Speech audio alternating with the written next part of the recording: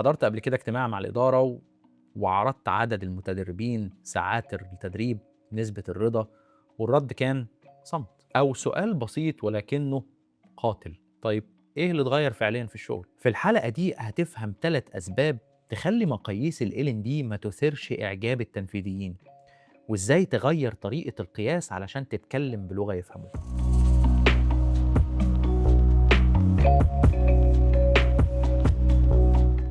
أولاً المشكلة مش في الأرقام، المشكلة دايماً بتبقى في المعنى. الإدارة العليا مش بتدور على نشاط، هي دايماً بتدور على أثر. حسب هارفارد بيزنس ريفيو في 2016 دايماً المبادرات اللي ما ترتبطش ارتباط مباشر بالأداء التنظيمي بتفقد أولويتها مهما كانت جودتها. يعني ممكن يكون عندك برنامج ممتاز ولكن من غير ربط بالنتائج هيتشاف كأنه نشاط داعم مش أداة استراتيجية. طيب إيه هي الأسباب اللي بتخلي التنفيذيين ما ينبهروش بالأرقام؟ أولاً إحنا بنقيس التعلم مش بنقيس الأداء. أشهر مقاييس ال L&D هي دايماً نسبة الحضور، تقييمات الرضا، إكمال الدورات وهكذا. بس دي مقاييس عن نشاط التعلم مش عن نتيجة التعلم. زي ما كيرك باتريك قالوا في 2016 إن مستويات التدريب الأولى اللي هي الرضا والتعلم ما بتكفيش لإثبات قيمة حقيقية. التنفيذيين أو المانجرز دايماً بيسألوا عن السلوك، الأداء والنتائج، مش عن هل الجلسة كانت جميلة وعجبتهم. السبب التاني إن إحنا بنعرض بيانات مش قصة تأثير.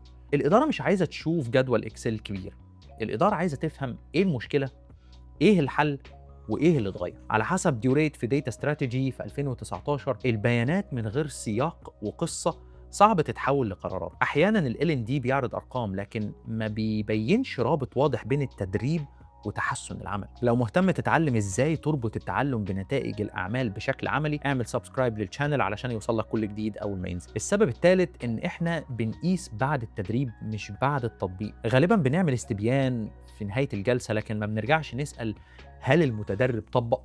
هل السلوك اتغير؟ هل الأداء اتحسن؟ على حسب ATD Research Report على Learning Transfer في 2020 أكبر فجوة في ال L&D هي بين التعلم والتطبيق الفعلي في العمل، والإدارة دايماً بتركز تحديداً على المنطقة دي. المشكلة الحقيقية هنا مش إن ال L&D ما عندوش قيمة، ولكن المشكلة إن إحنا بنقيس القيمة بطريقة تهمش أصحاب القرار. اللغة دايماً بتبقى مختلفة لأن ال L&D بيتكلم عن التعلم ولكن الإدارة بتتكلم عن النتائج. طيب إيه الحل؟ نعمل إيه؟ أولاً لازم تبدأ من مشكلة أداء مش من برنامج تدريب. بدل ما تبدأ وتقول عملنا تدريب مبيعات لازم تبدأ بالمشكلة. كان عندنا انخفاض معين في معدلات الإغلاق أو الكلوجر. تاني حاجة تربط التعلم بسلوك قابل للقياس، مش الموظفين فهموا ولكن الموظفين ابتدوا يستخدموا الأسلوب الجديد في المكالمات. تالت حاجة اربط بعد كده السلوك بنتيجة عمل أو objective زي زيادة الإنتاجية، انخفاض الأخطاء، تحسن رضا العملاء. وده دايما بيتماشى مع مستوى النتائج في ال ROI موديل اللي بيركز على العائد من التعلم مش مجرد حدوثه. لو حابب تبني طريقة التفكير ديت من البداية أنا عامل سلسلة الأدي أبروتش على اليوتيوب شانل وبتوضح إزاي تبدأ بتحليل الاحتياجات وتوصل للتقييم اللي يهم الإدارة فعلا. زي ما قلنا ال L&D مش مجرد قسم تدريب، هو شريك في الأداء، لكن الشراكة دي بتبدأ لما نغير سؤالنا من هل الناس اتعلمت ليه؟ هل الأداء في العمل اتغير فعلا؟ ما تنساش لو حابب تطور دورك من منفذ تدريب إلى شريك استراتيجي اعمل سبسكرايب للشانل علشان يوصلك كل جديد أول ما ينزل.